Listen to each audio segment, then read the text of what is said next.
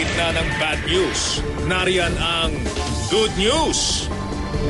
Nagpumalas ang katapatan ng isang janitor sa NAIA Terminal 2 nang isauli niya ang bag ng isang pasahero na naglalaman ng mahigit kalahating milyong pisong cash. Bukod pa yan sa mga alahas at relo. Nakatutok si Julius Segovia.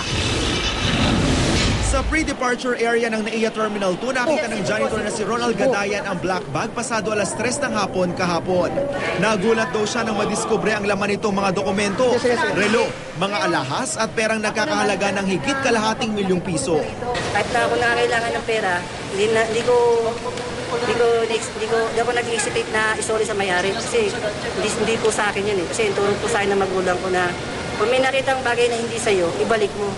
Hindi raw nagatubili si Ronald na ipaalam sa mga kinaukulan ng nakitang bag. Saksi rito ang kapwa niya janitor na si Jovet Cadizal. Hindi rin naman daw ito ang unang beses na nagsauli si Ronald ng mga naiiwang gamit sa loob ng paliparan. Maraming bis na po yan nakakapulot, sir. Tapos tinoturnover po niya sa lost and found, minsan po sa mga PNP. Doon po niya sinusurrender ng mga cellphone, mga wallet. Talagang hindi po niya pinagkakainteresan yun. Kwento ng mga nakausap naming katrabaho ni Ronald. 10,000 piso ang sweldo ng isang janitor kada buwan. Si Ronald may 3 anak.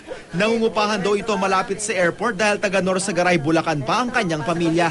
Maano sa pamilya yun, sir, kasi at mayat maya parang tumatawag sa telepono yun, pamilya niya eh. Weekly naman sir, umuwi, Bulacan po.